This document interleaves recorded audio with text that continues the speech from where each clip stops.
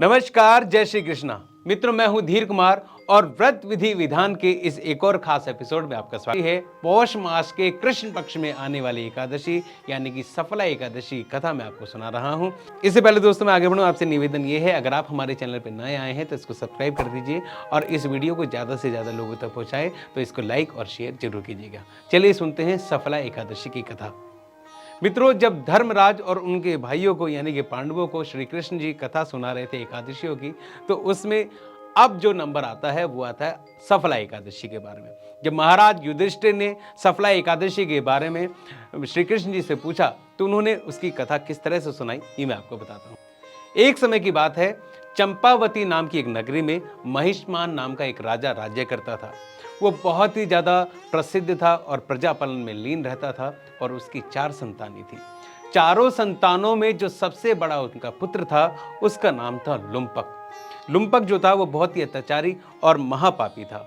अपने पिता के धन को वो इधर उधर व्यर्थ करता रहता था, बुरे कार्यों में लगाता था, वैश्यागमन करता था, मदिरा पान करता था और प्रजा के लोग भी उससे बहुत ज़्यादा दुखी थे। जब राजा को इसके बारे में पता लगा तो राजा ने निर्णय किया कि लुम्पक को देश निकाला दे देना चाहिए। इसलिए लुम्पक को तभी उस राज्य से निकाल दिया गया। राज्य से निकाले जाने के बावजूद भी लुम्पक अपने हरकतों से बाज नहीं आया और वो उसी प्रकार से अत्याचारी बना रहा। जब उसके पास धन नहीं था तो वो चोरी आदि करने लगा, गलत काम करने लगा, लोगों को मारने लगा। इससे प्रजा उससे एक बार फिर से दुखी होगी और उसे वहां से भी खदेड़ दिया गया। उसके बाद वे वन में जाके रहने लगा और वन्य पशुओं को मारकर खाकर अपना जीवन व्यतीत करने लगा। मित्रों, वह वन में जिस जगह पे रहता था वहां एक पीपल का पेड़ था और उसके नीचे ही वह रहता था। अब पीपल के पेड़ की पूजा पूरे ग्रामवासी करते थे, पूरे नगरवासी करते थे, क्योंकि उस पीपल के पेड़ में सभी देवी देवताओं का निवास था। लुम्पक उसी पेड़ के नीचे रहता था और वहीं पर जीवन व्यतीत कर रहा था। एक समय की बात है, पौष मास का जो कृष्ण पक्ष जब आया, जब सर्द रातें शुरू हो गई, सर्दियां शुरू हो गई, तो एक समय ऐसा आया कि उसके पास खाने को भी कुछ नहीं था और ओढ़ने को भी कुछ नहीं था। तो वो जो दशमी की रात थी पौष मास की, उसने ठंड में ठुठुरते हुए बिना सोए उस पेड़ के नीचे गुजार दी। जब वह सुबह उठा कि किसी पशु को मार के खा लूं, उसके अंदर इतनी ताकत ही नहीं थी कि वो उठ के शिकार कर सके, कुछ खाना खा सके। एकादशी का दिन था। वे सारे दिन इधर उधर थका हारा दुर्बलता में भटकता रहा और भटकते भटकते उसने कुछ फल आदि इकट्ठे कर लिए।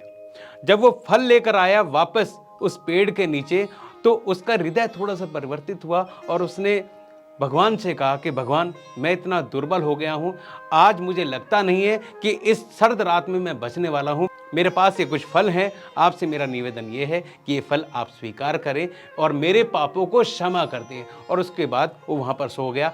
मित्रों, जैसा कि आपने सुना ही, दशमी के दिन से ही उसका व्रत शुरू हो गया था एकादशी का, और उसने एकादशी के दिन भी कुछ नहीं खाया।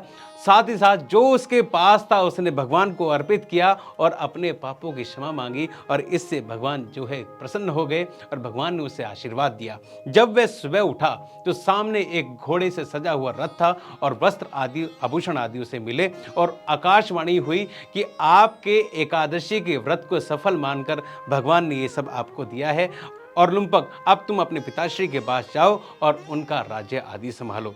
लुम्पक ने वैसे ही किया और राजा के पास जाकर अपने पापों की क्षमा मांगी और सारा वृत्तांत बताया। राजा भी उनकी बातों से संतुष्ट हो गया और उसको अपना राज्य उसने सौंप दिया। उसके बाद लुम्पक वहां पर राज्य करने लगा।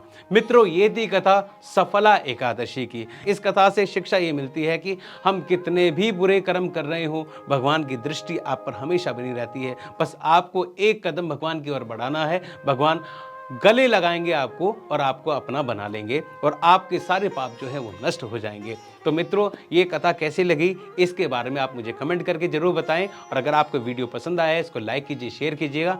इस तरह की कथाओं को सुनने के लिए आपसे निवेदन ये है कि इस चैनल को आप सब्सक्राइब जरूर कीजिएगा। मित्रों, इसी के साथ मैं धीर कुमार लेता हूँ आपसे अनुमति। जल्दी ही मिलूंगा एक नए व्रत के साथ, नई विधि के साथ और नए विधान के साथ। जय श्री कृष्णा।